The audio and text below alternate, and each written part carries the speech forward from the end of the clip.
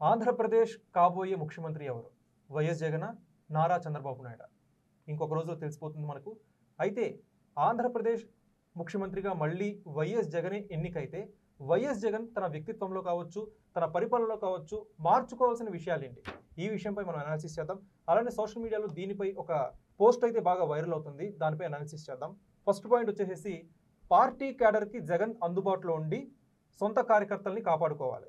మరీ ముఖ్యంగా ఎమ్మెల్యేలకి ఎప్పుడు వైఎస్ జగన్ అందుబాటులో ఉండాలి మళ్ళీ ముఖ్యమంత్రి అయితే. సార్, ఈ కామెంట్తో మీరు ఏకీభవిస్తారా? అంటే ఇక్కడ ఒకటి మనం చూసాం గతంలో, సీతయ్య ఎవడి మాట వినడు. ఇది కరెక్ట్గా జగన్మోహన్ రెడ్డికి యాప్ట్ అవుతుంది. ఆయన మైండ్లో ఏదైతే అనుకుంటాడో అది మాత్రమే చేస్తాడు కార్తీక్. ఈవెన్ విజయమ్మ వచ్చి ఒక సలహా ఇచ్చినా సరే పాటించే పరిస్థితి ఉండదు.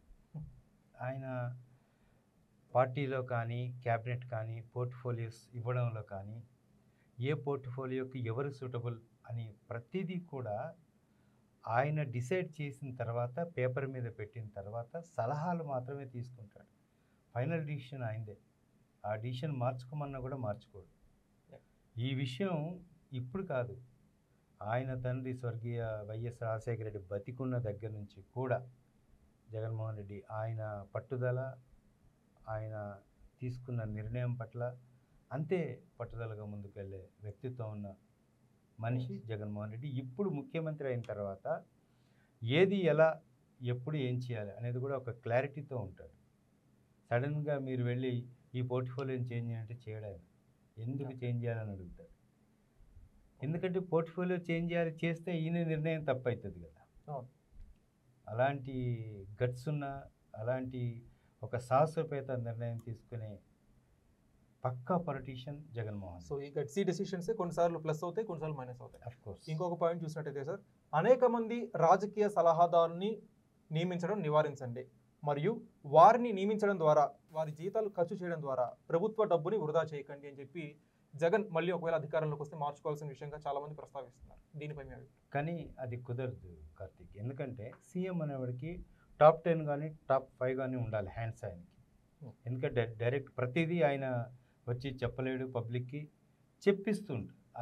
ఆయన ఒపీనియన్ ఏంటో ఆ టాప్ 5లో ఒక ఇద్దరినో ముగ్గురినో పిలిచి అందుబాటులో ఉండడానికి ఖచ్చితంగా వాళ్ళకి ఉండాలి. వాళ్ళకి ప్రభుత్వ పరంగా ఒక పోర్ట్ఫోలియో ఏదో ఉండాలి, దానికి ఒక పేరు ఉంటుంది. Advisor, chief advisor, chief political advisor, CM advisor. So ఇవన్నీ ఆయన ఆలోచించి ఒక టాప్ 5లో ఒక ఇద్దరిని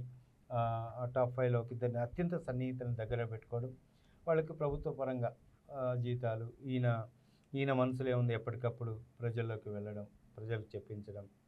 సో ఈయన తీసుకున్న నిర్ణయాలని ఒక సలహా తీసుకోవడానికి కూడా ఈ టాప్ 5లో కొంతమందిని పెట్టుకోవడం చేస్తుంటే అది మాత్రం అనివార్యం కార్తీక్.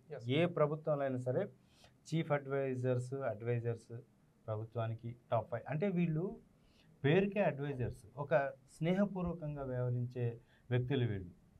ఈయన సలహా అందరి చేత ఈ సలహాలు తీసుకోలేడు. Decision is final. కాకపోతే ఈ డిసిషన్ ఇలా అనుకుంటున్నాను, ఇలా చేద్దామా అని అడ్వైస్ తీసుకోవడానికి కూడా కొంతమంది ఉండాలి కదా. సో అలాంటి వ్యక్తులే వీళ్ళు. ఇంతమంది డిప్యూటీ సీఎంలు అవసరం లేదు, తగ్గించాలి అని చెప్పి మరొక విమర్శగా వస్తుంది జగన్పై. అంటే డిప్యూటీ సీఎంలు 1, 2, 3 మంత్రి వర్గంలో 1, 2, 3 ఈ నంబర్స్ అన్నీ కూడా వాళ్ళ హోదాను కల్పించడమే కార్తీక్. ఫైనల్ డిసిషన్ మాత్రం సీఎందే ఉంటుంది. 5 కాదు, 6 కాదు, 7, 10 మంది డిప్యూటీ సీఎంలు పెట్టినా వాళ్ళకు ఒక కాన్వాయ్ ఉంటుంది, వాళ్ళకు ఒక ప్రోటోకాల్ ఉంటుంది. తప్పితే ముఖ్యమంత్రి విధులు నిర్వహణలో వాళ్ళు వచ్చి జోక్యం చేసుకునేది ఉండదు. అంత లిబరల్గా ముఖ్యమంత్రి కూడా వ్యవహరించాడు. అందులో జగన్మోహన్ రెడ్డి లాంటి ముఖ్యమంత్రి విషయంలో ఇది హైలీ ఇంపాసిబుల్. నువ్వు 5 కాదు, 10 మంది డిప్యూటీ సీఎంలను పెట్టినప్పటికీ కూడా అడ్మినిస్ట్రేషన్ రంగంలో వాళ్ళు వచ్చి ఈయనకు సలహాలు ఇచ్చేది ఏమి ఉండదు. ఈయన తీసుకున్న నిర్ణయాలను ఇంప్లిమెంట్ చేయడం తప్పితే ఏమి ఉండదు. అట్లాగే అలా డిప్యూటీ సీఎంలు నియమించినంత మాత్రాన జగన్మోహన్ రెడ్డికి వచ్చిన నష్టం కూడా ఏం లేదు. ఇంకొకటి జగన్లో మార్చుకోవాల్సిన విషయంగా చెప్తున్నారు, హోమ్ మినిస్టర్స్ని, ఫినాన్స్ మినిస్ట్రీని కాస్త అగ్రెసివ్ లీడర్స్ పెట్టుకుంటే బాగుంటుందంటారు. వైసీపీ హయాంలో హోమ్ మినిస్టర్స్గా తానేటి వనిత, దానికి ముందు మేకతోటి సుచరిత చేశారు. అలానే ఫినాన్స్ మినిస్టర్గా బుగ్గన చేస్తున్నారు. సో అలాంటి వ్యక్తుల్ని కాకుండా కాస్త అగ్రెసివ్ లీడర్స్ని పెడితే బాగుంటుంది, జగన్ ఈ విషయంలో కాస్త తన వ్యవహార శైలి మార్చుకోవాలని చెప్పి ఇంకొక కామెంట్ చేస్తున్నారు. అగ్రెసివ్ లీడర్స్, దూకుడుగా వ్యవహరించే కో మంత్రులు, ఇవన్నీ కూడా కో రాజకీయ నాయకులు, ఇవన్నీ కూడా ప్రతిపక్షాలకు అవసరం కాదు. అధికారంలో ఉన్నప్పుడు అవసరం లేదు. అధికారంలో ఉన్నప్పుడు, నువ్వు ముఖ్యమంత్రి ఉన్నప్పుడు, నీకు ఒక మంత్రివర్గం ఉన్నప్పుడు, నువ్వు రోజు ఎలాంటి స్టేట్మెంట్ ఇవ్వకుండా ఒక చిరునవ్వు నవ్వినా అది వార్తే. ఆ రోజు ముఖ్యమంత్రి గారు ఈరోజు ఇన్ని ప్రశ్నలకు నవ్వారు అనేది వార్త రాసుకుంటారు. కానీ ప్రతిపక్షానికి అట్లా కాదు. మీరన్నట్టు అగ్రెసివ్గా వెళ్ళాలి, దూకుడుగా వెళ్ళాలి, ప్రభుత్వ విధానాలు తప్పు అని బల్లగుద్ది చెప్పాలి. అట్లాంటి లీడర్లు, అట్లాంటి నాయకులంతా ప్రతిపక్షానికి అవసరం. ఇప్పుడు జగన్మోహన్ రెడ్డి మీరు అన్నట్టు హోంమంత్రి గురించి ప్రస్తావించారు.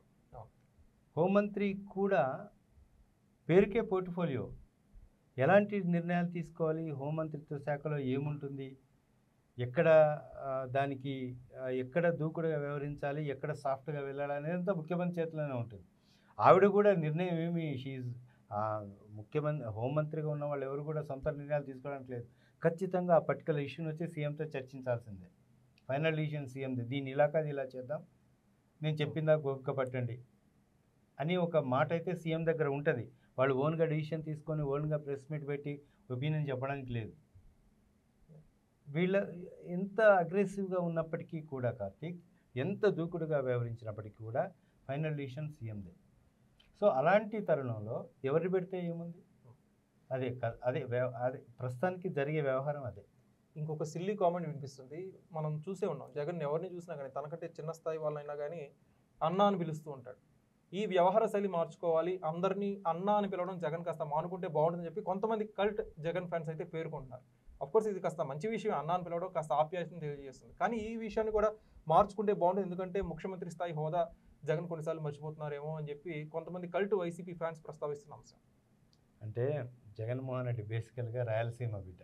రాయలసీమలో జనరల్గా ఏమంటారు ఎదుటి వాళ్ళని, అన్న అని పిలవడం వాళ్ళకి ఒక ఊత పదం. ఎదుటివాడు whatever it may be, ఎవరైనా whomever it may be, ఎవరైనా కానీ ఏ వ్యక్తి అయినా కానీ తన మాటల ఆ ధోరణిలో ఆ పరంపరలో అన్న అని వచ్చేస్తుంది. సో జగన్మోహన్ రెడ్డి, ఈవెన్ మనం వైఎస్ రాజశేఖర రెడ్డి కూడా మనం చూసాం గతంలో, ఆయన కూడా ఇద్దరు ముగ్గురు అన్న అని పిలిచేవాడు. ఇట్లాంటి తరుణంలో ముఖ్యమంత్రి ఆయన ఏజ్ చాలా తక్కువ, youngest CM in the country. So ఆయన సహచర మంత్రివర్గం మ్యాక్సిమం ఆయనకన్నా పెద్దవాళ్ళే, ఆయనకన్నా ఏజ్ తక్కువ ఉన్న వాళ్ళు ఎవరు లేరు. సో ఇలాంటి క్రమంలో ఆయన అన్న అని పిలవడంలో ఎలాంటి తప్పు లేదు, దాన్ని తప్పు కూడా ఎవరు భావించరు. ఇంకా పిలిపించుకున్న వాడికి అదొక గ్రేట్నెస్, ఒక ముఖ్యమంత్రి నన్ను అన్న అని పిలిచాడు అని. సో అలా పిలిచినంత మాత్రాన ఈయన ఏదో బలం తగ్గిపోవడం, లేకపోతే ముఖ్యమంత్రి ఆ పదవికి ఇవన్నీ తగ్గిపోవడం, ఇట్లాంటిది ఏమి ఉండదు. ఇంకా ఈయన ముఖ్యమంత్రి స్థాయిలో ఉండి ఎదుటివాడిని అన్నాన్ని పిలుస్తున్నాడే, ఎంత సింప్లిసిటీ అనుకుంటారు తప్పితే నీకు నువ్వు డిగ్రేడ్ చేసుకుంటున్నావు అని ఎక్కడ అనుకోరు. అది ఎవరైతే అనుకుంటున్నారో వాళ్ళ మెచ్యూరిటీ లెవెల్స్ మనం ఏం చేయలేము. ఇంకా ముఖ్యమంత్రి స్థాయిలో ఉన్నవాడు ఈరోజు బొత్సాని కానీ ఇతర లీడర్స్ని కానీ బుగ్గన ఇట్లాంటి వాళ్ళని కానీ అన్నాన్ని పిలుస్తున్నాడంటే ముఖ్యమంత్రి, అది ఆయన విజ్ఞత కార్తీక్, ఆయన మెచ్యూరిటీ లెవెల్స్. అది నువ్వు అన్న అని పిలవకూడదు, నువ్వు అన్న అని పిలవకపోతే ఏమైనా పేరు పెట్టి పిలుస్తారా? పిలవరు కదా. లేకపోతే అన్న అని పిలవకపోతే సార్ అని పిలవాలి, ఈ రెండిటి లేదా పేరన్నా పెట్టి పిలవాలి. ఇవన్నీ కాకుండా అన్న అని పిలిచి ఒక గౌరవప్రదంగా give the respect take the respect అనేది ఇందుకే. నువ్వు అన్నాన్ని పిలిస్తే ఎదుటివాడు సార్ చెప్పండి సార్ అంటారు. సో అన్నాన్ని పిలిచినంత మాత్రాన జగన్మోహన్ రెడ్డికి ఆయన పేరుకి కానీ ఆయన ప్రతిష్టకి కానీ భంగం ఏం కలగదు. సో ఆయన పలచను కూడా అయ్యే ప్రసక్తే లేదు. అది ఇంకోటి సోషల్ మీడియాలో వైరల్ అవుతున్న అంశంలో ఇంకోటి కీలకమైన అంశం ఏంటంటే, ప్రభుత్వ ఉద్యోగులకి పెన్షనర్లకి రావాల్సిన బకాయిలు జీతాలు సకాలంలో చెల్లించండి, వాళ్ళని దూరం చేసుకోవద్దు, వాళ్ళు పని చేస్తేనే ఖజానా నిండేది, వీళ్ళకి ఇవ్వాల్సిన జీతాలు ఆపేసేసి బటన్ నొక్కుడు కార్యక్రమాలు చేయవద్దు అని చెప్పి జగన్కి ఇంకొక కీలక సలహా ఇస్తున్నారు. మరొకసారి ముఖ్యమంత్రి అయితే ఈ పరిస్థితి మారాలని చెప్పి అంటున్నారు. అంటే ఈ పెన్షనర్స్ ఇవన్నీ కాకుండా ఆయన రాష్ట్రంలో ప్రతి ఒక్క ఉద్యోగిని సమానంగా చూడాలనేది ఆ ఒపీనియన్, దా మెసేజ్ ఒపీనియన్ అందరినీ. సో కొందరికి అంటే ఇక్కడ నీకు రాష్ట్ర ఆర్థిక వ్యవస్థ కూడా కోఆపరేట్ చేయాలి. కోఆపరేట్ చేస్తే కానీ ఆ రకంగా మీరు అన్నట్టు ముందుకెళ్ళదు. ఇప్పుడు ఇక్కడంతా అడ్జస్ట్మెంటే కార్తీక్. అవును సార్. ఒక దగ్గర ఆపి ఒకరికి ఇవ్వడం. మనం మొన్నటిదాకా చూసాం ఏపీ గవర్నమెంట్లో ఒక డిపార్ట్మెంట్కి జీతాలు పడితే ఇంకో డిపార్ట్మెంట్కి 1 వీక్ గ్యాప్లో వచ్చాయి. సో ఇవన్నీ ఒకే రకంగా ఒకే డేట్న పడాలంటే ఆర్థిక పరిపుష్టి ఉండాలి, సంపద సృష్టించబడాలి. సో ఇవన్నీ ఉన్నప్పుడు ఖచ్చితంగా అందరికీ ఒకే డేట్న వాళ్ళకి అకౌంట్లోకి డబ్బులు వెళ్ళిపోతాయి. ఇప్పుడు మీరు అన్నట్టు పెన్షనర్స్, ఇంకా సీనియర్ సిటిజన్స్, అందరికీ ఫుల్ఫిల్ చేయాలంటే స్టేట్ ఎకానమీ సిస్టమ్ స్ట్రాంగ్గా ఉండాలి. అది ఉన్నప్పుడు ఆయన చేసే అవకాశాలు కింద చేస్తాడేమో. ఇప్పుడంతా అడ్జస్ట్మెంట్ కదా, కేంద్రం నుంచి నిధులు రావాలి, లేకపోతే ఈయన ఎఫ్ఆర్బిఎం పరిధికి లోబడి అప్పులు చేయాలి, ఇంత జీతం, అసలు ఈ నెల ఖర్చు ఎంత చూసుకోవాలి, దాన్ని బట్టి మరో 1000 కోట్లు అప్పు తేవాలా, లేకపోతే ఇంకేమైనా చేయాలా, ఇట్లా నడుస్తుంది. గత 5 ఏళ్ల మట్టి ఏపీ ప్రభుత్వం నడిచేది ఇదే కదా. కాకపోతే అక్కడ స్పెషల్ స్టేటస్ అడిగారు, దాని బదులు ప్యాకేజీ ఇచ్చారు. ఆ ప్యాకేజీ కింద ఈ పథకాలు అమలవుతున్నాయి కాబట్టి బడ్డీని తెలియట్లా ఏపీ ప్రభుత్వానికి. ఒకవేళ ఆ ప్యాకేజీ కట్ అయితే ఇంకా ఇబ్బందికర పరిస్థితులు తలెత్తాయి. సో ఇలాంటి క్రమంలో రాష్ట్రానికి వస్తున్న ఆదాయం, కేంద్రం నుంచి వస్తున్న ఈ ట్యాక్స్ రూపంలో వస్తున్న నిధులు, ఇవన్నీ టాలీ చేసుకొని ఎవరికి అర్జెంటుగా సర్దాలి, ఎవరికి ఒక 4 రోజులు గ్యాప్ ఇవ్వాలి అనేది కోణంలో సరిచేస్తూ అవన్నీ సమతూకం చేసుకుంటూ ముందుకెళ్తున్నారు. ఒకవేళ మీరన్నట్టు అందరికీ సమన్వయం చేయాలి, అందరికీ ఒకే రోజున ఈ జీతభత్యాలు ఇవన్నీ పంపించాలంటే రాష్ట్ర ఆర్థిక వ్యవస్థ మెరుగుపడాల్సిన అవసరం ఉంటుంది. Thank you sir. సో ఇదే కాదు, వైఎస్ జగన్ మళ్ళీ ముఖ్యమంత్రి అయితే తన తండ్రి గారి లాగా రచ్చబండ కార్యక్రమాన్ని కూడా మళ్ళీ రీస్టార్ట్ చేయాలని చెప్పి చాలామంది కోరుకుంటున్నాం సార్. సో చూద్దాం, వైఎస్ జగన్ మళ్ళీ ముఖ్యమంత్రి అవుతారా, లేకపోతే నారా చంద్రబాబు నాయుడు గారు ముఖ్యమంత్రి అవుతారా అనేది మనకి రేపు ఈ పాటికలో తెలిసిపోతుంది. Thanks for watching this video.